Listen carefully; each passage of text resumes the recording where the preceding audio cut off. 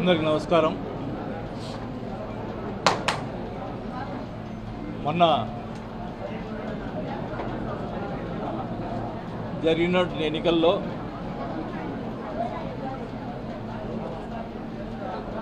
మేము ఊహించని విధంగా రిజల్ట్ రావడం జరిగింది.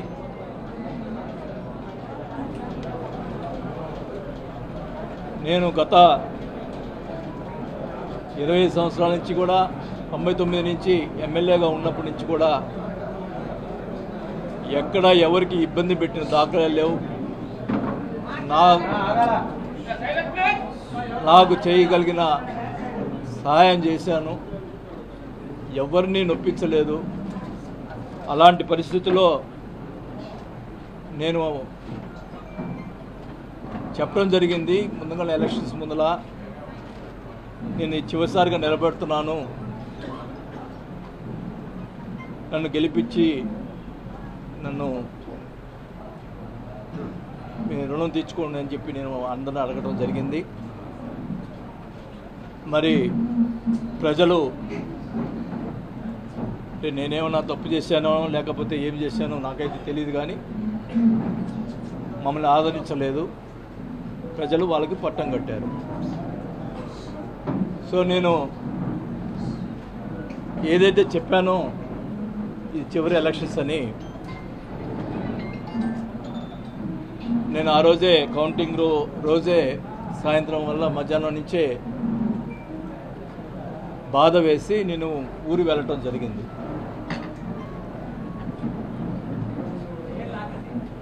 గతంలో మేము ఎప్పుడు ఎన్నిసార్లు 5 సార్లు ఎలక్షన్స్ గెలిచిన తర్వాత ఎప్పుడు కూడా అవతల మీద ప్రతిపక్ష వాళ్ళ మీద ఎప్పుడు కూడా ఓడిపోయిన సంబంధించిన వాళ్ళ మీద ఎప్పుడు కూడా కక్ష సాధింపు చర్యలు చేయలేదు. 2019 ముందల కమ్మ పాలనలో మమ్మల్ని అడ్డగించి అమరనాథ్ పాలన చేసినా కూడా వాళ్ళ మీద అధికారం వచ్చిన తర్వాత చిన్న కేసు కూడా పెట్టలేదు. మా క్యారెక్టర్ అట్లాంటిది. మరి ఎలక్షన్ అయిన తర్వాత కార్యకర్తల మీద, అమాయకుల మీద కొట్టడం, మరి వాళ్ళ మీద బూతులు తిట్టడం, కేసులు పెట్టడం, దౌర్జన్యాలు చేయటం ఎన్నో చేశారు. మీ అందరూ తెలుసు. మురళిని కానీ వీళ్ళందరినీ ఎలా కొట్టారో, కానీ వాళ్ళ మీద కేసులు పెట్టడం కూడా, సరైన కేసులు పెట్టడం కూడా లేదు. అంటే పోలీసులు వన్ సైడ్గా చేశారు. మా మీద ఆ రోజు మురళి ప్రెస్ మీట్ పెట్టా అని చెప్పి కొట్టారంట. నేను అధికారంలో ఉన్నప్పుడు, మంత్రిగా ఉన్నప్పుడు కూడా బోల్డ్ మంది ప్రెస్ మీట్లు పెట్టారు. టీడీపీ వాళ్ళు ఇష్టం వచ్చినట్టు మాట్లాడారు. అంటే ఇప్పుడు వాళ్ళు ఇష్టం మాట్లాడినప్పుడు మేము కూడా ఆ రోజు చర్య తీసుకుంటే ఏమయ్యేవాళ్ళు? మాకు చేత కాకనా? అంటే ఏంటి మీ ఉద్దేశం? ఈ రకంగా చేయటం మంచి పద్ధతి కాదు.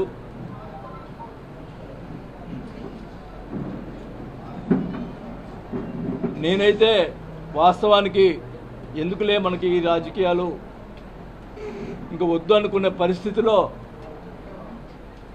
మీరే నన్ను మళ్ళా తీసుకొచ్చారు రాజకీయాలకి. ఈ ప్రతిపక్ష వాళ్ళని కూడా ఈ సభాముఖంగా తెలియజేసుకుంటా ఉన్నా. నేను వదిలిపెట్టను ఒంగోలుని. ఖచ్చితంగా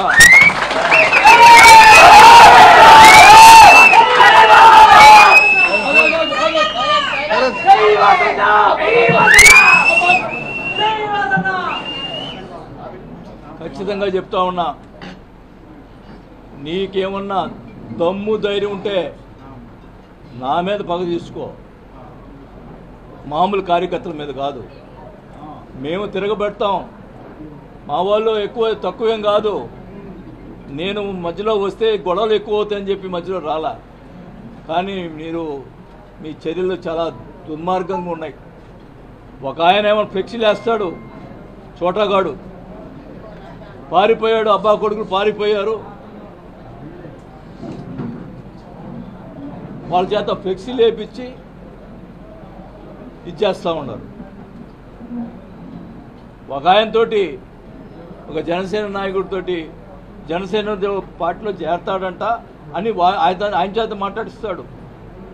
ఆయనకి అవినీతి పరుడు, అవినీతిలు ఇవి ఉన్నాయి, మా పార్టీ అంతా అవినీతి పరుడు పార్టీ కాదు, మరి ఎట్ట చేస్తాడు అని చెప్పి ఒక ఆయనతో మాట్లాడిస్తాడు.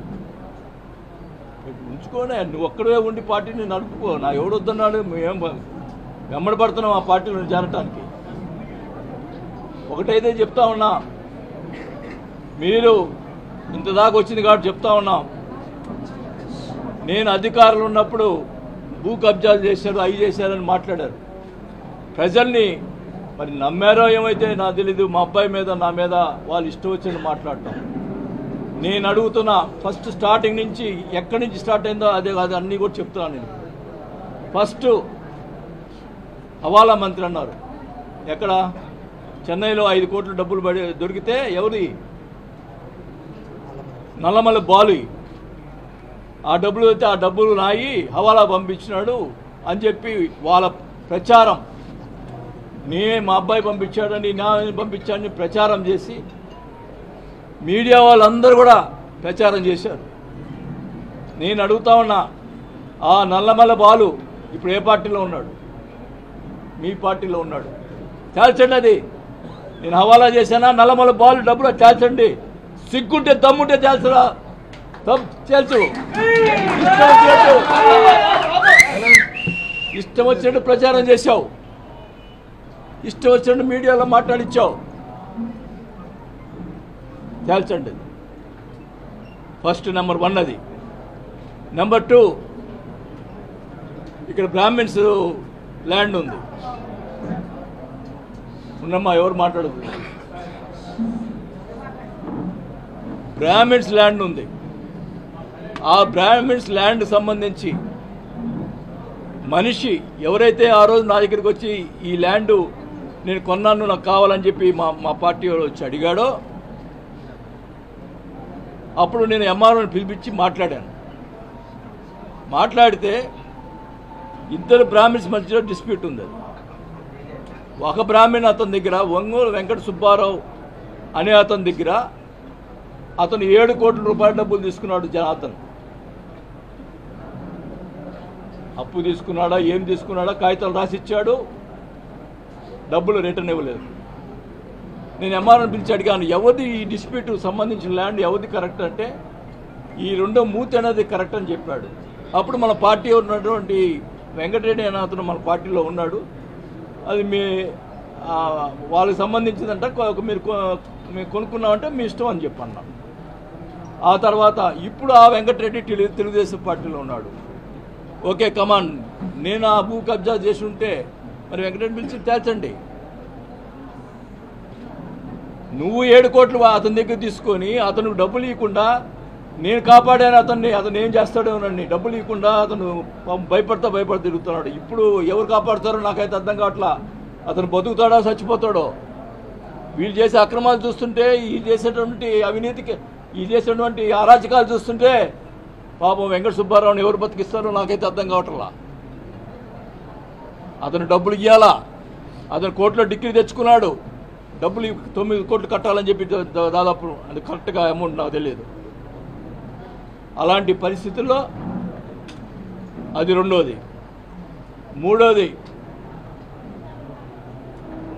పెద్దిరెడ్డి సూర్యప్రకాష్ రెడ్డి ఆయన భూ కబ్జా చేశాడన్నారు, దానికి నేను సపోర్ట్ చేశాడన్నారు.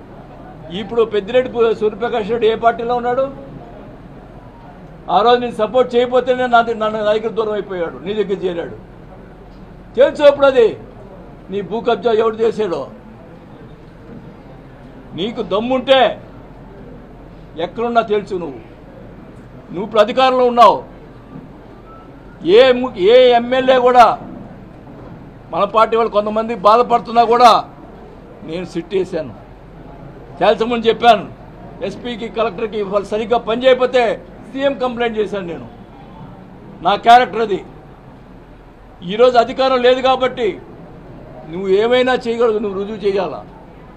నీ ఇష్టం వచ్చినట్టు ప్రచారాలు చేసి మా అబ్బాయి మీద క్యారెక్టర్ని దెబ్బతీసావు, ఇష్టం వచ్చినట్టు చేసావు, అన్నిటికీ ఓచుకున్నాం,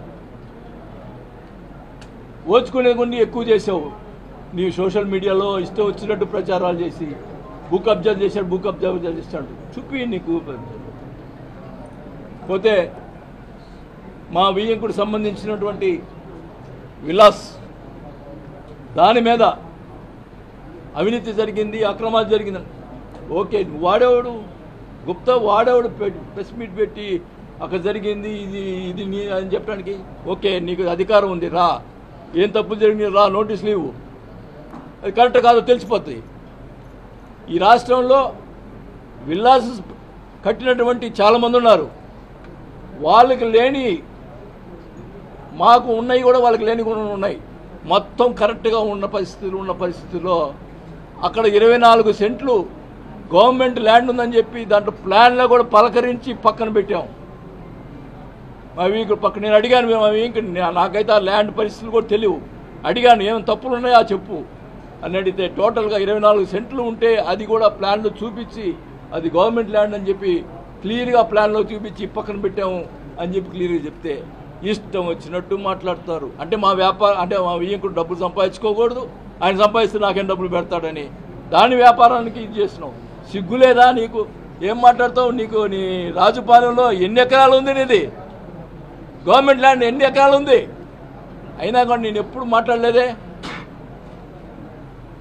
ఓకే, నువ్వు తప్పుడోడివి, నేను తప్పుడోడుగా నేను ఒప్పుకోను, తెలుసు. ఏదున్నారా నోటీసులు ఇచ్చుకో, ఏమేం చేసుకో, అంతేగాని మనుషులను పంపించి అక్కడ ఆ విలాస్ దగ్గరికి పంపించి దౌర్జన్యంగా మనుషులు పంపిస్తావా? చెప్పుతా కొడతా లంచా ఒకళ్ళు ఎవడొచ్చినా కానీ చెప్తాను. ఏమనుకుంటున్నారు మీరు? నేను చేతకాలం అనుకుంటున్నారా? తెగించానంటే ఎవరికి ఆగదు. అది ఒకటే మర్యాద కుటుంబంలో పుట్టిన వాళ్ళు మేము. ఈ రకంగా చెడు చేష్టాలు చేస్తే ఊరుకునే పరిస్థితి లేదు, గుర్తుపెట్టుకోండి. మా కార్యకర్తల మీద దెబ్బ పడితే నా మీద పడిన దమ్ముంటే నా మీద రా,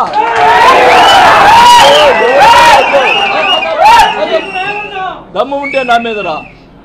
ఏందయ్యా ఇది? నీచమైన సంస్కృతి. రాజశేఖర రెడ్డి విగ్రహాలు పడగొట్టమైంది. రాజశేఖర రెడ్డి గారు కానీ ఎన్టీ రామారావు కానీ ప్రజలకి సహాయం చేసినటువంటి వ్యక్తులు, వాళ్ళు ప్రజలకు మేలు చేసిన వ్యక్తులు. ఎవరికి అపకారం చేయలేదు, ప్రతిపక్షం వాళ్ళు కూడా అపకారం చేయలేదు, అందరికీ న్యాయం చేశారు. అలాంటి విగ్రహాలు పడగొట్టమైంది. ఎవరి మీద?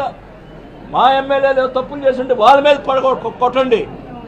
చనిపోయిన రాజశేఖర విగ్రహాలు పడగొట్టేది ఏం మాకు చేత కదా? ఇంట్రా విగ్రహాలు పడగొట్టేదని.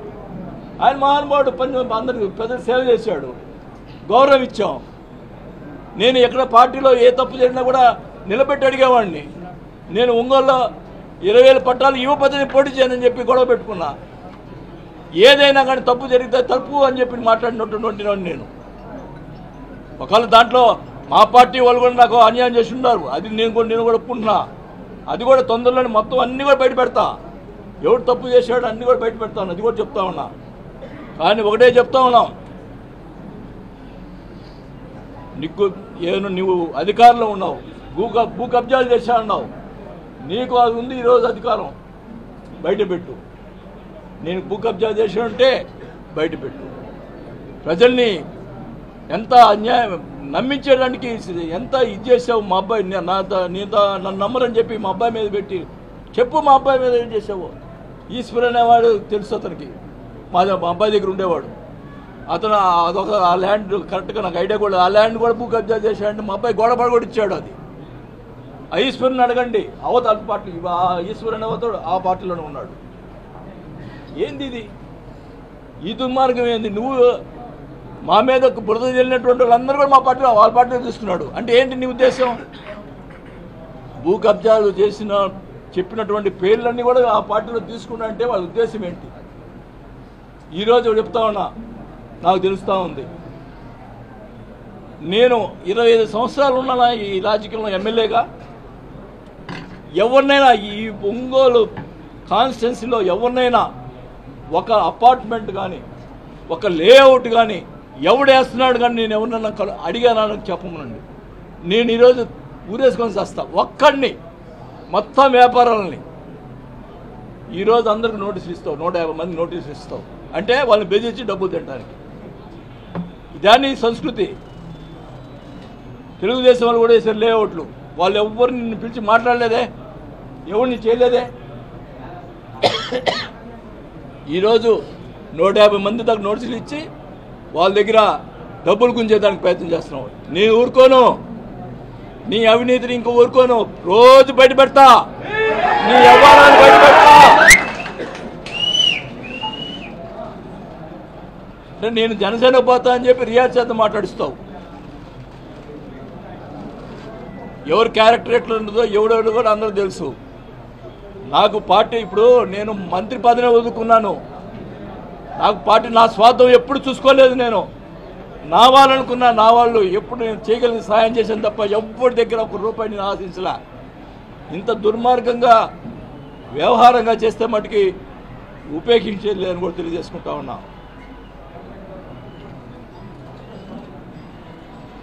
మీరు ఏం చేస్తున్నారు? ఎందుకు నోటీస్ ఇచ్చారు? వాళ్ళు డబ్బులు ఎందుకు వసూలు చేస్తారు? అధికారులు ఫోన్ చేసి చెప్తున్నారు, ఏం సార్ ఇది మీరున్నప్పుడు ఒక్కరు కూడా మాట్లాడారు. ఫోన్ చేసి బెదిరిస్తున్నారంట. ఒక మైనింగ్ అధికారిని బెదిరిస్తాడు ఒక ఆయన. చోటా నాయకులు ఈ బెదిరింటి ఏందో, ఈ అధికారులు ఏందో. కానీ పాపం ఎంప్లాయీస్ కూడా పాపం ఓట్లు వేశారు కదా, వాళ్ళకి జరగాలి కదా అట్లా.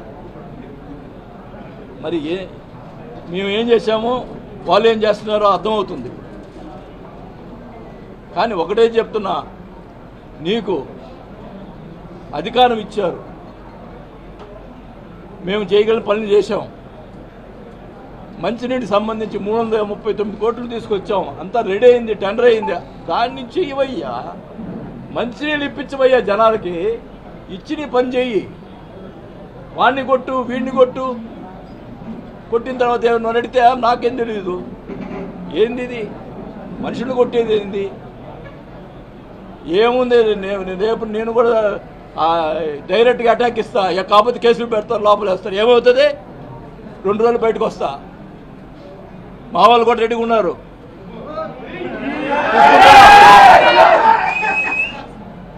బోర్డులు పెట్టిస్తావా పారిపోయాడని?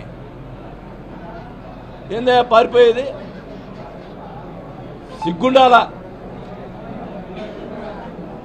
ఒకటైతే చెప్తున్నాను, నేను మటుకి నాకు ఇంకా 1-2 నెలలు నా పనులు నేను చూసుకుంటా. ఎందుకంటే ఎలక్షన్లో నాకు కొన్ని అప్పులైనాయి, అవి తీర్చుకోవాలా. నీలాగా అప్పులు ఎగ్గొట్టేవాడిని కాదు నేను, వాళ్ళు బెదిరించేవాడిని కాదు. వాళ్ళకి నెలలో అన్నీ ఎవరైతే నేను అప్పులు చేస్తున్నానో వాళ్ళందరికీ డబ్బులు ఇచ్చేసి ప్రశాంతంగా వచ్చి ఒంగోలులో కూర్చొని నా కార్యక్రమం నా మనుషులకి, నా వాళ్ళకి అందరికి కూడా నేను న్యాయం చేసేదానికే ప్రయత్నం చేస్తాను తప్ప నేను పారిపోను.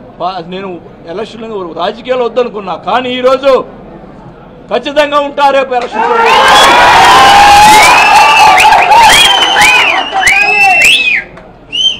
ప్రతిదీ అవినీతి చేసే ప్రతి కార్యక్రమాన్ని బయట పెడతా. నేను చేయకుండా నా మీదకు బుద్ధి వెళ్ళావు. ఈరోజు నువ్వు చేసే కార్యక్రమం మొత్తం గుర్తుతాను, మొత్తం బయట పెడతాను. ఎక్కడ కూడా అవినీతి జరిగితే సహించలేదు, ప్రజా పోరాటం చేస్తామని చెప్పి తెలియజేసుకుంటాను. నాకు ఎవరు అవసరం లే, మా మనుషులు ఉన్నారు, మా వాళ్ళు ఉన్నారు. నాకు వెనకెత్తి ఖచ్చితంగా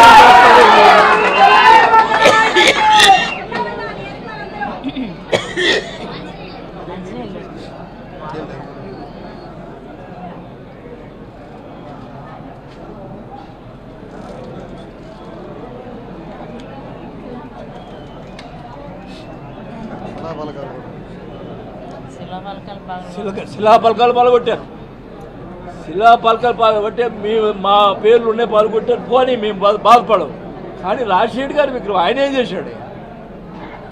రాజశేఖర్ గారి విగ్రహాలు పట్టుకొట్టలేదు. ఆయన ఏం చేశాడు? మహానుభావుడు. ఇంత దుర్మార్గమైన చర్యలు మేము ఎప్పుడు తీసుకున్నామా? వాళ్ళు వేసిన శిలాపలకాలు మేము పాల్గొట్టామా? ఎక్కడన్నా ఉందా ఇది?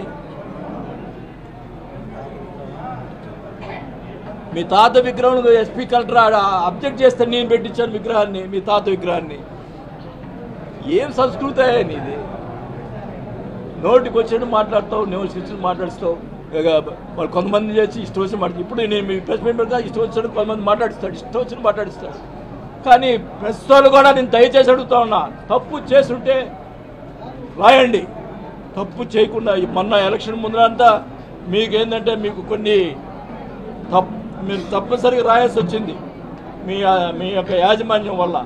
ఇప్పుడైనా చెప్తా ఉన్నా, మేము తప్పు చేస్తుంటే చేయండి, ఇది రాయండి. కానీ ఈ రకమైన చర్యలు మటుకి మీరు ఖండించాల్సిన అవసరం ఉందని కూడా ప్రతి పత్రికల్లో కూడా అడుగుతా ఉన్నా. నేను మటుకి ఆ జిల్లాలో, ప్రకాశం జిల్లాలో వాళ్ళందరినీ కాపాడడానికి నేను నా వంతు నేను కృషి చేస్తా అని చెప్పి కూడా తెలియజేసుకుంటా ఉన్నాం. ఇలాంటి నేను అడుగుతా ఉన్నా, ఇతను కాదు, ఇతను దుర్మార్గుడు ఏమేం చేస్తాడు? చంద్రబాబు గారిని ఆయన అడుగుతా ఉన్నా, అలాగే పవన్ కళ్యాణ్ గారిని అడుగుతా ఉన్నా. నా మీద ఈ భూ కబ్జా కేసు అని అని చెప్పి అవినీతి పెట్టాడు. వచ్చి వాళ్ళని తేల్చుకునండి, వచ్చి వాళ్ళని తేల్చుకునండి. I'm ready. ఈ రాష్ట్రంలో ఎవడైనా ఈ రకంగా అడిగినోడు ఉన్నాడా చెప్పమనండి, నేను అడుగుతా ఉన్నా. అధికారం మీది. నేను మినిస్టర్గా చేశా. మినిస్టర్గా చేసినప్పుడు, ఫస్ట్ మినిస్టర్ చేసినప్పుడు, మైన్స్ మినిస్టర్ చేసినప్పుడు జగన్ గారి మీద కేసు పెట్టినప్పుడు నా మీద కూడా కేసు పెట్టాలని చెప్పి జేడి లక్ష్మీనారాయణ గారు, వాళ్ళకు సంబంధించినటువంటి మనుషులు అందరూ కూడా నేను చేసిన టైంలో ఉన్నట్టు ఫైల్స్ మొత్తం తిరిగేశారు. చిన్న ఫైల్ కూడా దొరకలా, సంతకం చిన్న ఫైల్ కూడా దొరకలా. అది బాలినేని శ్రీనివాసరెడ్డి గుర్తుపెట్టుకోండి. రెండోసారి పవర్ మినిస్టర్ ఉన్నా నేను చేసిన టైంలో ఎక్కడైనా అవినీతి జరిగిందో చెప్పండి. నేను ఎంప్లాయీస్ కోసం ఫైట్ చేశా, నేను మినిస్టర్గా ఉండి. అది నా క్యారెక్టర్, గుర్తుపెట్టుకోండి. మీ ఇష్టం వచ్చినట్టు ఈ రకంగా వాళ్ళ పై వాళ్ళు చెప్పటం, మళ్ళీ స్క్రిప్ట్ జరగటం. ఈయన జనార్దన్ గారు, మన లోకేష్ గారు వచ్చినప్పుడు, చంద్రబాబు నాయుడు గారు వచ్చినప్పుడు స్క్రిప్ట్ ఇస్తాడు, ఒక పెద్ద స్క్రిప్ట్ నా మీద. ఒక అవినీతి, నేను ఏం అవినీతి చేశాను స్క్రిప్ట్ దమ్ముంటే తేల్చు నువ్వు. లోకేష్ గారు ఒకటి అడిగాడు, జగన్మోహన్ రెడ్డి గారు మంత్రి ఎందుకు తీసేశారని.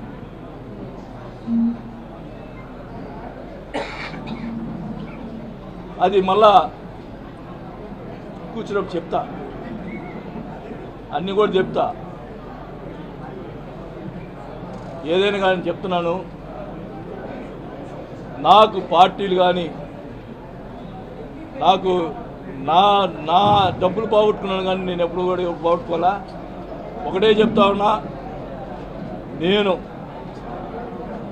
ప్రజల కోసం పోరాటం చేస్తా, రేపు మా జనం కోసం పోరాటం చేస్తాను. ఇక్కడ నీవు అవినీతి చేసి ఏదో చేయాలని చూస్తున్నావు. ఇక్కడ అందరిని బెదిరించి నువ్వు మొత్తం కూడా ఎస్పీని, డిఎస్పీని వీళ్ళని అందరినీ వేసుకొని చెప్తాను. ఇంకోటి కూడా చెప్తున్నా, ఈ పోలీస్ డిపార్ట్మెంట్కి మామూలు మీద జరిగినటువంటి సరి అయిన కేసులు పెట్టబోతే ప్రైవేట్ కేసు వేసి ఎంత దూరమైన పోతా, పోలీసుల మీద కేసులు పెడతా, ప్రైవేట్ కేసులు పెడతా. ఖచ్చితంగా చెప్తున్నాం, మంచిగా చేయండి. మేము ఎప్పుడు కూడా ఒకటి మీద పలాడు వాడి మీద కేసులు పెట్టమని ఎప్పుడు చెప్పలా. ఈ రకంగా మా పార్టీ మా వాళ్ళు మనందరి మీద కేసులు పెడితే మటుకు ఊరుకోనని చెప్పి తెలియజేసుకుంటా ఉన్నా. ఖచ్చితంగా నన్ను నమ్ముకొని నాతో ఉండేవాళ్ళు నా మనుషులు ఎవరు, మరి వాళ్ళ కోసం నేను ఏదైనా చేసేదానికి సిద్ధంగా ఉంటాను కూడా. నా యావదసిపోయినా పర్వాలేదు, కానీ నా వాళ్ళ కోసం ఒకటే చెప్తా ఉన్నా, ఈ రకమైన నువ్వు ఫస్ట్ ఏదైతే నువ్వు మాట్లాడావో, భూ కబ్జాలు చేసావో, నా అవినీతి గురించి నువ్వు ముందు బయట తేల్చాల్సిన అవసరం ఉందని కూడా తెలియజేసుకుంటా ఉన్నా. ఏది ఇప్పుడు అధికారంలో నువ్వు ఉన్నావు, నీకు అవకాశం ఉంది. నేను నిన్ను అడగట్లేదు, నేరుగా చంద్రబాబు నాయుడు గారిని, పవన్ కళ్యాణ్ గారిని అడుగుతున్నా. ఇదేదో తేల్చండి అని కూడా అడుగుతా ఉన్నా. నేను కరెక్టా కాదా అని ప్రజల్లో కూడా తెలియాల్సిన అవసరం ఉందని కూడా తెలియజేసుకుంటాను.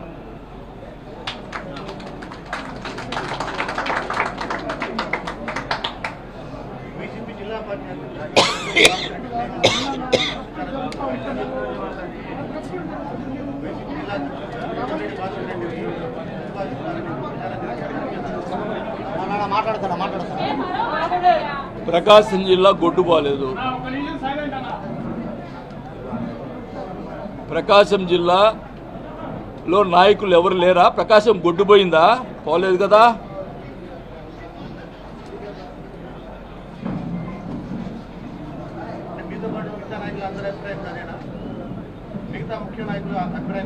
నేను కార్యకర్తల గురించి ఆలోచిస్తాను. నా అభిప్రాయం ఇది. మిగతా నాయకులు నేనేం చెప్పేది? నా అభిప్రాయం ఇది. ప్రకాశం జిల్లాలో ఉన్నటువంటి నాయకుడు అయితే జిల్లా అధ్యక్షుడు అయితే బాగుంటుందని నా అభిప్రాయం. అది కరెక్ట్ కాదా? మీరు చెప్పండి, ప్రజలు చెప్పండి, అది చెప్పండి. చెప్పు చంద్రశేఖర్.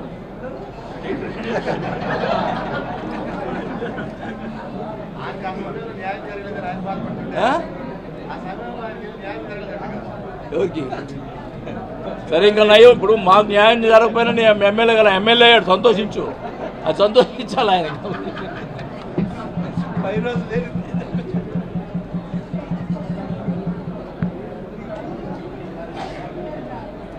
ఏంది నేను చెప్పిన దాంట్లో ఏం తప్పేమైనా ఉందా?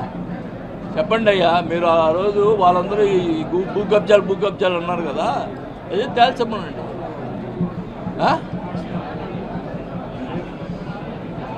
సరే, రాజపాలెంలో ఉన్నటువంటి ల్యాండ్ కూడా తేల్చమనండి. రొయ్యల చెరువులో మొత్తం టీకేలేగా, వాళ్ళన్నీ టీకేలు, సగం టీకేలు. మీకు అవి తెలియలేబ్బా, తెలియదు. మా అయితే నేను తెలుసుకుంటా మీకు.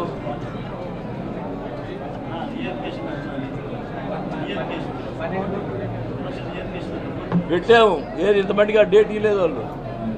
అక్కడ కూడా ఏం జరుగుతున్నాయో మాకు అర్థం కావటం. డబ్బులు కట్టించుకున్నారు, ఇంతమందికి వెళ్ళి డేట్ ఇలా.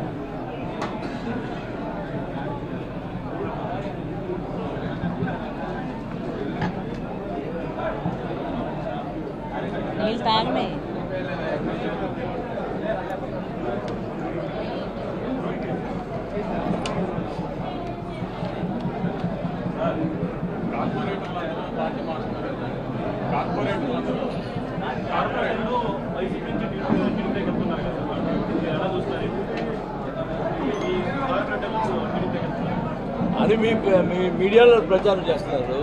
వాళ్ళేం చెప్పారా? అప్పుడు ఎలక్షన్ ముందరే మారారు.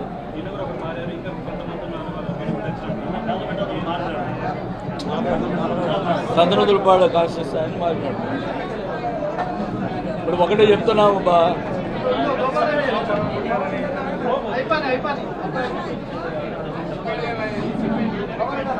ఒకటి చెప్తా ఉన్నాం. మమ్మల్ని నమ్ముకున్న వాళ్ళే నా మనుషులు. వాళ్ళు ఎవరు నమ్ముకుంటే వాళ్ళకి న్యాయం చేసేదాన్ని నేను చేస్తాను. ఇప్పుడు ఈ ఎట్లుందంటే రోజుకి నేను కాపలా కాలేదు కదా. ఎవ్వరు పారు ఉంటారు, ఖచ్చితంగా మేయర్ ఉంటుంది.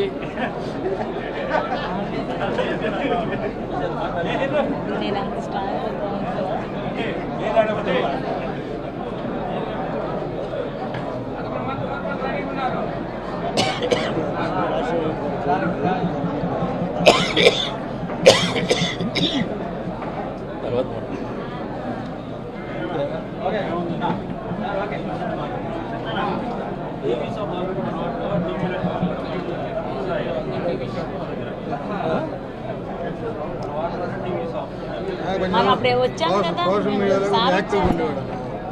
అదే ఇప్పుడు వాళ్ళ షాపులు కూడా పలగొడతా ఉన్నారు, ఆస్తులు కూడా ధ్వంసం చేస్తూ ఉన్నారు. ఈ రకంగా ఆస్తులు ధ్వంసం చేస్తూ ఉన్నారు పోయి. ఇదేం సంస్కృతి? ఇప్పుడు మేము ఉన్నప్పుడు ఒక ఇది కాలిపోయింది ఇక్కడ కాంప్లెక్స్లో. అతను మా పార్టీ కూడా కాదు. 10 లక్షల డబ్బులు పాపం వాళ్ళ ఫ్యామిలీ రోడ్డు మీద పడతాను 10 లక్షల డబ్బులు సొంత డబ్బులు ఇచ్చాం. ఈ రకంగా ఆస్తులు పాల్గొట్టలేదే. ఆస్తులు పాల్గొట్టేది దేవుడు చూస్తాడు. నువ్వేదో ఇప్పుడు అధికారం ఉందని చెప్పు కదా, ఏదో చెలాయించుకుందాం అనుకుంటున్నాయేమో. ఖచ్చితంగా శిక్ష అనేది ఉంటుంది. మనం చేసే తప్పుకు ప్రతి తప్పుకి శిక్ష ఉంటుందని కూడా తెలియజేసుకుంటా ఉన్నాం.